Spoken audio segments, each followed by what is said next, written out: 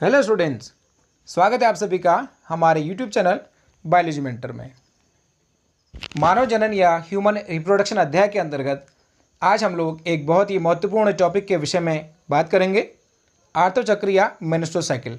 तो आइए शुरुआत करते हैं आज के इस टॉपिक की। आर्तचक्र या मेंस्ट्रुअल साइकिल प्राइमेट मादाओं जैसे कि मनुष्य, कपि और बंदर, इनमें होने वाला जनन चक्र आर्तचक्र या मासिक धर्म कहलाता है, जिसे हम मेंस्ट्रुअल साइकिल भी कहते हैं। स्त्री में आर्तचक्र प्रायः 28 से 29 दिनों बाद दोहराया जाता है। तो आर्तचक्र एक बहुत ही महत्वपूर्ण एक लक्षण है प्राइमेट मादाओं का, जो कि एक प्रकार का जनन चक्र है, जिसमें 28 to 20 डेज के बाद ये जो चक्र होता है पुनः दोहराया जाता है। पहली बार में अगर किसी फीमेल में, मनुष्य में अगर बात करें तो पहली बार अगर किसी स्त्री में आर्तचक्र की शुरुआत होती है तो उस स्थिति को हम क्या कहते हैं, रजोदर्शन या मीनार्की कहते हैं। नॉर्मली जो फीमेल में प्यूबर्टी स्टेज में ही, जैसे कि 10 से 14 वर्ष का जो समय होता है प्यूबर्टी स्टेज, इसी दौरान पहली बार मासिक धर्म होता है और जिसे हम रजोदर्शन या मीनार्की कहते हैं। और 45 to 50 ईयर्स में किसी भी फीमेल में अंतिम बार मेंस्ट्रुअल साइकिल जब होता है, या कह सकते हैं कि अंतिम बार जब मेंस्ट्रुअल साइकिल होता है या जब मेंस्ट्रुअल साइकिल बंद होता है, तो उस स्थिति को क्या कहते हैं, रजोनिवृत्ति या मेनोपॉज कहते हैं। और ये 45 to 50 ईयर्स का समय होता है।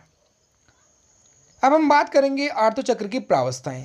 आर्तचक्र एक सामान्य रूप से 28 दिन का माना जाता है। एक सामान्य रूप से आर्तचक्र 28 दिन का माना जाता है। और देखा जाए तो जो आर्तचक्र या जो मेंस्ट्रुअल साइकिल होता है, उसमें 1 से लेकर 28 दिन के बीच में 4 प्रावस्थाएं आती हैं। 1 से 5वें दिन एक प्रावस्था आएगी, और 6ठे से लेके 13वें दिन तक दूसरी प्रावस्था आएगी। उसके बाद 14वें दिन तीसरी प्रावस्था आएगी। उसके बाद 15 से लेकर 28 दिन चौथी प्रावस्था आएगी। तो इस तरह से हम देखेंगे कि जो आर्तचक्र होता है उसे हम 4 प्रावस्था में बांट सकते हैं।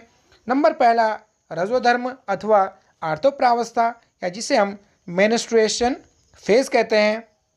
दूसरी प्रावस्था पुटकी प्रावस्था या फॉलिकुलर फेज, जिसे पुनरुद्भवन प्रावस्था या प्रोलिफेरेशन फेज या प्रोलिफेरेटिव फेज भी कहते हैं। और तीसरा अंडोत्सर्ग या ओवुलेटरी प्रावस्था, और चौथा ल्यूटियल प्रावस्था। तो इन्हें हम एक एक करके समझते हैं। आर्तचक्र की पहली जो प्रावस्था है उसे हम आर्तोप्रावस्था या मेंस्ट्रुएशन फेज भी कहते हैं। जैसे कि नाम से ही मेंस्ट्रुएशन, ये ऐसे एक प्रावस्था होती है जो कि जैसे हम लोग बात कर रहे हैं कि जो आर्तचक्र होगा फीमेल में कितने दिन का होगा, 28 दिन का होगा सामान्य रूप से। किसी फीमेल में किसी कारणवश ये 25 डेज का हो सकता है, 26 डेज का हो सकता है, 30 या 35 डेज का भी हो सकता है। लेकिन जो कॉमन जो मेंस्ट्रुअल साइकिल का जो समय होता है, जो पीरियड होता है, वो 28 डेज का माना जाता है। तो उसी हिसाब से हम लोग यहाँ पे बात कर रहे हैं कि जो आर्तचक्र का प्रारंभ होता है वो मासिक स्राव या ऋतुस्राव या मेंस्ट्रुएशन से होता है। 1 से लेके 5वें दिन का जो समय होता है, ये पहली प्रावस्था इस दौरान आर्तोप्रावस्था या मेंस्ट्रुएशन फेज कहलाएगी।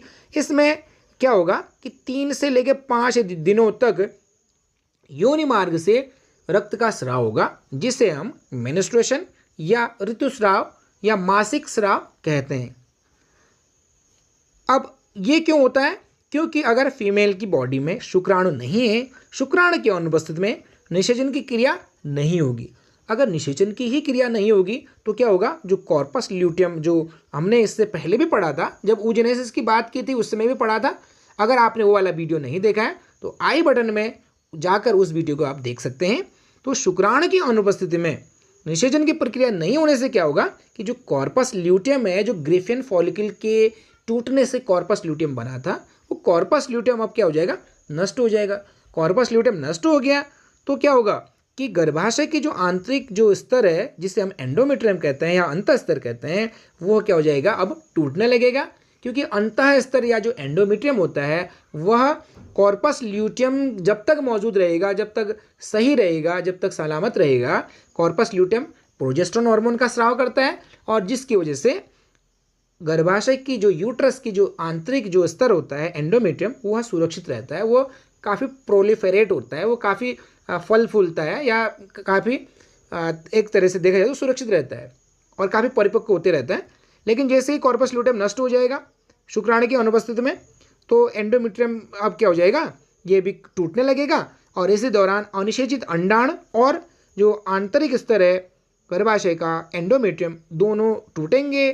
क्या हो जाएगा, जिससे कि क्या हो जाएगा, रक्तस्राव होगा और जो कि योनि मार्ग से बाहर निकलेगा, जिसे हम ऋतुस्राव, मासिक स्राव या मेन्स्ट्रुएशन कहते हैं। तो जो हमने पढ़ा आर्तव प्रावस्था या मेन्स्ट्रुएशन फेज, जो कि 1 से 5 दिन तक होगा। और इसके बाद जो अगला फेज आएगा वो क्या आएगा, पुटिकी प्रावस्था या फॉलिकुलर फेज, जिसे हम प्रोलिफेरेटिव फेज या प्रोलिफेरेशन फेज या पुनरुद्भवन प्रावस्था भी कहते हैं। अब क्या होगा, अब हमने जो यहाँ पे बात की पुटिकी प्रावस्था या फॉलिकुलर फेज में, अब फॉलिकुलर फेज में जैसे हम लोग बात करें, जैसे कि हमने बात की कि कितने दिन का होता है, 1 से लेके 28 डेज, ठीक है। 28 डेज का क्या होगा, ये होगा मासिक जो चक्र होता है वो 28 डेज का होता है। 1 से लेके जो 5 दिन का जो समय था, 5 दिन, जो 1 से लेके 5वें दिन का जो समय था वो क्या है, आर्तव प्रावस्था है। और छठे से लेके 13वें दिन का जो समय होगा, छठे से लेके 13वें दिन का जो छठे से लेके 13वें दिन का जो समय होगा वो क्या कहलाएगा, वो कहलाएगा पुटिकी प्रावस्था या फॉलिकुलर फेज या प्रोलिफेरेटिव प्रावस्था या प्रोलिफेरेटिव फेज। अब हम बात करते हैं कि जैसे कि नाम से आप अंदाज़ा लगा सकते हैं, फॉलिकुलर फेज, नाम से अंदाजा आ रहा है कि फॉलिकल्स कहाँ पाए जाते हैं, फॉलिकल्स पाए जाते हैं ओवरी में, अंडाशय में फॉलिकल्स पाए जाते हैं। अब क्या होगा, इस दौरान 6 से लेकर 13वें दिन तक क्या होगा, इस दौरान अंडाशय के अंदर 2 जगह ये प्रक्रिया चलेंगी। इस दौरान अंडाशय के अंदर क्या होगा कि जो प्राइमरी फॉलिकल्स थे, जैसे शुरुआत में क्या होता है, प्राइमोडियल फॉलिकल होते हैं, आगे चलकर प्राइमरी फॉलिकल बनाते हैं। प्राइमरी फॉलिकल अब क्या करेगा, वृद्धि करेगा, किस में बदलेगा, प्राइमरी जो फॉलिकल होगा अब किस में बदलेगा, सेकेंडरी फॉलिकल में बदलेगा। सेकेंडरी फॉलिकल किस में बदलेगा, टर्शरी फॉलिकल में बदलेगा। और टर्शरी फॉलिकल अब किस में बदलेगा, टर्शरी फॉलिकल बदलेगा अब ग्राफियन फॉलिकल में या ग्राफियन पुटक में बदलेगा। इस दौरान क्या होगा कि प्राइमरी फॉलिकल से सेकेंडरी, सेकेंडरी से टर्शरी और टर्शरी से ग्राफियन फॉलिकल का निर्माण होगा। और ये जो ये निर्माण हो रहा है, क्योंकि ग्राफियन फॉलिकल्स में फॉलिकल्स क्या हो रहे हैं, यहाँ पे ग्रो कर रहे हैं, ग्रोथ हो रही फॉलिकल्स की, इसीलिए इसे पुटिकी प्रावस्था या फॉलिकुलर फेज कहा जाता है। अब हम लोग बात करते हैं कि प्रोलिफेरेटिव फेज इसे क्यों कहते हैं। इसमें क्या होता है कि जो गर्भाशय की आंतरिक जो स्तर होता है एंडोमेट्रियम का पुनः निर्माण होने लगता है। क्योंकि इससे पहले हमने पढ़ा कि जो आर्तव प्रावस्था होती है, आर्तव प्रावस्था में एंडोमेट्रियम टूटकर क्या हो जाता है, टूटकर ब्लड के रूप में योनि मार्ग से बाहर आता है, ब्लड स्राव के रूप में। अब क्या होगा कि जो एंडोमेट्रियम है पुनः इसका निर्माण होने लगेगा, इसका पुनः निर्माण होने लगेगा। और इसीलिए और ये ग्रंथिल व अधिक रक्त आपूर्ति वाले हो जाते हैं। इसमें ब्लड कैपिलरीज भी पाए जाते हैं, बहुत सारे रक्त की जो वाहनियाँ होती है, कह सकते हैं कि ब्लड कैपिलरीज में काफ़ी ज़्यादा एक्यूमुलेट हो जाएगी और ये ग्रंथिल हो जाएगी, जिससे कि इसमें इसका जो स्तर होता है धीरे धीरे मोटाई में ही बढ़ने लगेगा। इसीलिए इसे हम पुनरुद्भवन प्रावस्था या प्रोलिफेरेटिव फेज भी कहते हैं। अब इसी दौरान क्या होगा, पीयूष ग्रंथि से पिट्यूटरी ग्लैंड, जो पीयूष ग्रंथि या पिट्यूटरी ग्लैंड है, उसके द्वारा 2 प्रकार की गोनेडोट्रोपिन हार्मोन स्रावित होंगे, ल्यूटेनाइजिंग हार्मोन या LH और दूसरा फॉलिकल स्टिमुलेटिंग हार्मोन या FSH। जो ये क्या करेंगे, जैसे FSH मुख्य रूप से क्या करता है, ये फॉलिकल्स की ग्रोथ को जारी रखेगा, फॉलिकल्स की ग्रोथ को बढ़ाएगा। फॉलिकल जो होते हैं वो ओवरी के अंदर पाए जाते हैं, जो कि प्राइमरी, सेकेंडरी, टर्शरी और ग्राफियन फॉलिकल का निर्माण होता है। तो फॉलिकल्स के द्वारा एक महत्वपूर्ण फीमेल सेक्स हार्मोन होता है जिसे हम एस्ट्रोजन कहते हैं। फॉलिकल्स के द्वारा एस्ट्रोजन का भी स्राव किया जाएगा। तो सेकेंड फेज हमने पढ़ा ये फॉलिकुलर फेज या प्रोलिफेरेटिव फेज, जो कि 6 से लेकर 13वें दिन तक चलेगा। अब हम लोग बात करते हैं तीसरा फेज की। अब हमने बात किया कि जो 28 डेज का है, 1 से लेकर 5वें दिन तक आर्तव फेज और 6 से लेके 13वें दिन तक जो फेज है उसे हम क्या कहेंगे, फॉलिकुलर फेज। और जो 14वें दिन का जो समय होगा, 14वां दिन जो होगा बहुत ही महत्वपूर्ण दिन होता है। जो 14वां दिन होगा आर्तव चक्र का ठीक मध्य अर्थात जो 14वां दिन होगा, उस दिन LH और FSH जो कि ल्यूटेनाइजिंग हार्मोन और फॉलिकल स्टिमुलेटिंग हार्मोन है, इनका स्राव सर्वाधिक हो जाएगा। और खास करके जो LH होता है ल्यूटेनाइजिंग हार्मोन, उसका स्राव तो बहुत ज़्यादा हो जाएगा। वह क्या कहलाएगा? LH सर्ज कहलाएगा। कहने का तात्पर्य 14वें दिन जो मासिक धर्म का या जो मेंस्ट्रुअल साइकिल का जो 14वां दिन होगा, उस दिन LH और FSH का लेवल बहुत ज़्यादा होगा। खास करके LH का लेवल तो बहुत ज़्यादा बढ़ जाएगा। LH का लेवल बढ़ने का तात्पर्य LH बहुत ज़्यादा क्या होगा? स्रावित होगा पिट्यूटरी ग्लैंड से, जिसे हम LH सर्ज कहते हैं। एग्जाम में पूछा जाता है कि LH सर्ज क्या है, तो आंसर क्या है कि मेंस्ट्रुअल साइकिल के ठीक 14वें दिन जब अंडोत्सर्ग प्रावस्था शुरू होती है, तो उस समय LH का लेवल बहुत ज़्यादा बढ़ जाता है। LH का लेवल बढ़ने से क्या होगा? LH का लेवल बढ़ने से LH जैसे बाहर ज़्यादा निकलेगा ब्लड में, तो उस स्थिति को हमने क्या कहा? LH सर्ज कहा। LH सर्ज के कारण अब क्या होगा? LH सर्ज के कारण अब ग्रेफियन फॉलिकल जो कि ऑलरेडी परिपक्व हो रखा था, वो क्या हो जाएगा? फट जाएगा। ग्रेफियन फॉलिकल के फटने से अंदर क्या है? ग्रेफियन फॉलिकल के फटने से क्या हो जाएगा? अंडाणु क्या हो जाएगा? मोचित हो जाएगा, अंडाणु बाहर निकल जाएगा। ग्रेफियन फॉलिकल के फटने से अंडाणु बाहर आ जाएगा, जिसे हम क्या कहेंगे? अंडोत्सर्ग कहेंगे। इससे पहले हमने पढ़ा था कि एक्चुअली ये जो ग्रेफियन फॉलिकल के फटने से ये सेकेंडरी ओसाइटी निकलता है, जो कि शुक्राणु के संपर्क में आने के बाद क्या हो जाएगा? एग में बदल जाता है। ये चीज़ें हमने इससे पहले वाले लेक्चर में पढ़ी है। तो तीसरा जो अंडोत्सर्ग प्रावस्था जो 14वें दिन एग का रिलीज होना क्या कहलाएगा? या अंडाणु का रिलीज होना अंडोत्सर्ग प्रावस्था। L से आप वो करेंगे, L मतलब LH हार्मोन, L मतलब लुटाना, ऐसे आप याद करें। L से ल्यूटेनाइजिंग हार्मोन LH, और लुटाना मतलब ये क्या लुटाया जाएगा? ये एग लुटाए जाएंगे, एग रिलीज किए जाएंगे ओवरी से। तो इस तरह से आप याद कर सकते हैं। और चौथी जो प्रावस्था होती है वो होती है ल्यूटेल प्रावस्था, या ल्यूटेल ही प्रावस्था इसको कहेंगे। जो मेंस्ट्रुअल साइकिल होती है 14वें दिन क्या हो गया है? एग का रिलीज हो गया है, अंडाणु बाहर आ गए हैं, ठीक है। उसके बाद क्या हो जाएगा? उसके बाद अंडाणु जैसे बाहर आएगा, जो ग्रेफियन फॉलिकल था, ग्रेफियन फॉलिकल फट के उसमें से जैसे एग बाहर आएगा, तो ग्रेफियन फॉलिकल का जो बचा हुआ जो शेष भाग था, ये क्या कहलाएगा? ये कहलाएगा कॉर्पस ल्यूटियम। तो अंडोत्सर्ग के पश्चात फॉलिकल का जो शेष भाग था उसे पीतपिंड या कॉर्पस ल्यूटियम कहेंगे। जो कॉर्पस ल्यूटियम का मुख्य कार्य है प्रोजेस्टेरोन हार्मोन का स्राव करना। प्रोजेस्टेरोन हार्मोन बहुत ज़्यादा मात्रा में स्राव किया जाएगा, किसके द्वारा? कॉर्पस ल्यूटियम के द्वारा। अब प्रोजेस्टेरोन का मुख्य कार्य क्या है? इसे हम ल्यूटेल प्रावस्था कहेंगे। तो जो प्रोजेस्टेरोन होता है उसका मुख्य कार्य होता है गर्भाशय की जो आंतरिक दीवार होती है, जो यूट्राइन वॉल होते हैं, एंडोमेट्रियम, उसको मेंटेन करना। क्योंकि हमने पढ़ा कि एंडोमेट्रियम क्या हो गया? काफ़ी परिपक्व हो गया है। एंडोमेट्रियम के परिपक्व होने का अर्थ हुआ वो काफ़ी मोटी होगी, ग्रंथिल होगी, उसमें ब्लड कैपिलरीज या रक्त वाहिनियाँ या रक्त की मात्रा बहुत ज़्यादा बढ़ गई है। अब जैसे जैसे प्रोजेस्टेरोन रिलीज होगा वो उसकी वृद्धि होती रहेगी। अगर प्रोजेस्टेरोन नहीं होगा तो पूरा फट जाएगा। तो प्रोजेस्टेरोन बहुत ही महत्वपूर्ण होता है गर्भाशय की आंतरिक दीवार अर्थात एंडोमेट्रियम के निर्माण के लिए। अब जो प्रोजेस्टेरोन होगा वो क्या कर रहा है? प्रोजेस्टेरोन गर्भाशय के अंतःस्तर या एंडोमेट्रियम का मोटा ग्रंथिल स्तर बनाए रखने के लिए मदद करता है। अब जो गर्भाशय का आंतरिक स्तर होता है काफ़ी मोटा ग्रंथिल हो जाता है, वो इसलिए ज़रूरी होता है जिससे कि अगर अंडाणु के पास कोई शुक्राणु पहुंच जाएगा, उसका निषेचन हो जाए, तो निषेचन होने के बाद जाइगोट फिर एम्ब्रियो बनेगा। तो एम्ब्रियो का पूर्ण विकास 9 मंथ तक यूट्रस में ही होता है, गर्भाशय में ही होता है। इसीलिए गर्भाशय से जब वो भ्रूण जुड़ेगा तो उसके लिए अंतर्रोपण और उसके सगर्भता या प्रेगनेंसी के लिए गर्भाशय की आंतरिक दीवार का मोटा ग्रंथिल बना रहना बहुत ज़रूरी है। जो कौन करेगा? जो प्रोजेस्टेरोन हार्मोन करेगा। अब हम लोग जो 4 फेजेस पढ़े हैं इन्हें हम एक चित्र की सहायता से समझते हैं। बहुत ही महत्वपूर्ण एक NCERT का डायग्राम है, इसे आप समझ सकते हैं। क्या होगा? जो जैसे ही मासिक धर्म होता है उसमें शुरुआत में क्या होता है? फॉलिकल स्टिमुलेटिंग हार्मोन और LH 2 हार्मोन होते हैं। ये आप ब्लू कलर से आप देख सकते हैं। ब्लू कलर दिखाया LH को और रेड कलर से FSH को दिखाया गया है। तो FSH और LH दो गोनेडोट्रोपिन हार्मोन है जो कि एंटीरियर पिट्यूटरी ग्लैंड के द्वारा रिलीज़ किए जाएंगे।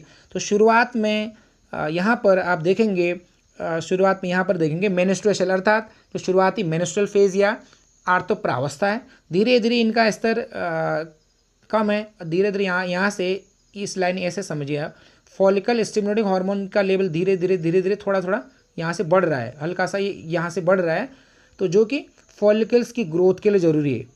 ठीक है, तो शुरुआत में क्या है, शुरुआत में इनका जो LH का स्तर है बिल्कुल कम है, लेकिन धीरे धीरे 14वें दिन इसका स्तर क्या हो गया, बढ़ गया है। ठीक 14वें दिन के आसपास क्या हो जाएगा, यहाँ पे जैसे जैसे 14वां दिन आएगा LH और FSH दोनों का स्तर बढ़ेगा तो अपने पीक में पहुँचेंगे, और उसके बाद जिस 14वें दिन के बाद धीरे धीरे इनके स्तर में धीरे धीरे गिरावट आएगी। अब उसी दौरान क्या होगा कि फॉलिकल स्टिमुलेटिंग हार्मोन के कारण यहाँ पर फॉलिकल्स भी परिपक्व होंगे। ओवरी में इवेंट चल रहे हैं, फॉलिकल्स परिपक्व होंगे, प्राइमरी फॉलिकल से सेकेंडरी टर्शरी, और टर्शरी से यहाँ पर ग्रेफियन फॉलिकल बनेगा। 14वें दिन LH और FSH की ज़्यादा रिलीज हो जाने से अब ग्रेफियन फॉलिकल रप्चर हो जाएगा, फट जाएगा, और उससे यहाँ पर देखेंगे यहाँ पर ओवुलेशन हो जाएगा। तो 14वें दिन यहाँ पर ओवुलेशन की प्रक्रिया होगी, और जो ग्रेफियन फॉलिकल का जो बचा भाग था उसे हम क्या कहेंगे, कॉर्पस ल्यूटेम कहेंगे। तो कॉर्पस ल्यूटेम का यहाँ पर निर्माण हो गया, जो कि प्रोजेस्टेरोन हार्मोन का स्राव करेगा। अब यहाँ पे आप देखेंगे ओवरियन हार्मोन, ओवरी में क्या चलेगा, ओवरी से हार्मोन्स भी रिलीज होंगे। फॉलिकल से एस्ट्रोजन का रिलीज होगा, एस्ट्रोजन का लेवल धीरे धीरे यहाँ पे बढ़ रहा है, और एस्ट्रोजन क्या करेगा, धीरे धीरे जैसे 14 डेज के आसपास इसका भी लेवल क्या हो जाएगा, बढ़ जाएगा। अब प्रोजेस्टेरोन का अभी कोई कार्य तो है नहीं, और धीरे धीरे प्रोजेस्टेरोन क्या होगा, ये कॉर्पस ल्यूटेम के द्वारा जैसे स्रावित होगा, तो उसके बाद जैसे जैसे 14वें दिन के बाद फिर कॉर्पस ल्यूटेम से जैसे प्रोजेस्टेरोन स्रावित होगा, तो प्रोजेस्टेरोन का लेवल यहाँ पर बढ़ा हुआ दिखाया गया है।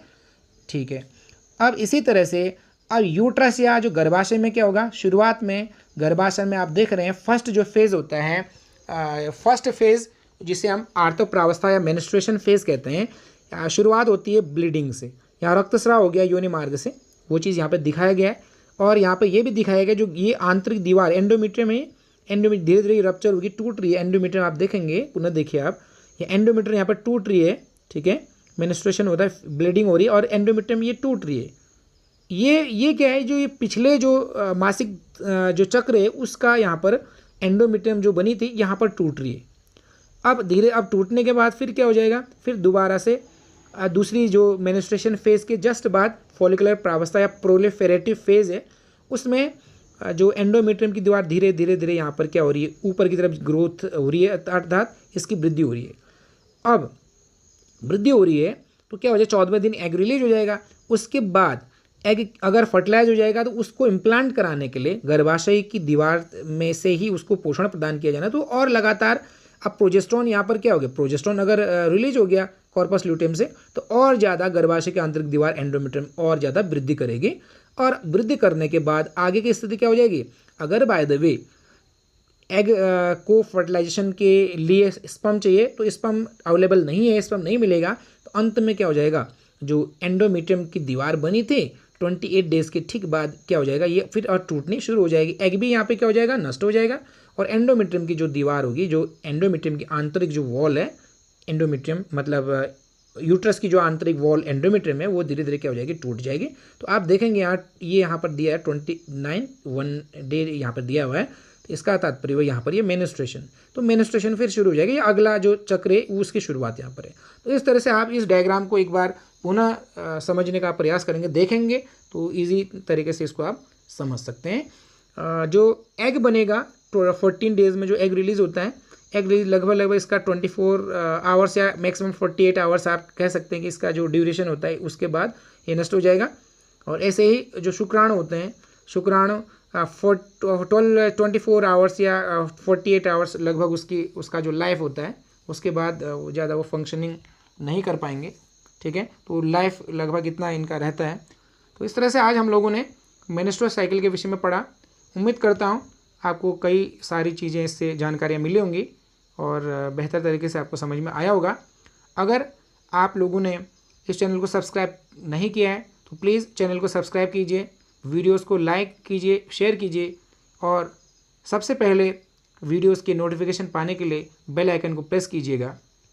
आज के लिए इतना ही। Thanks a lot.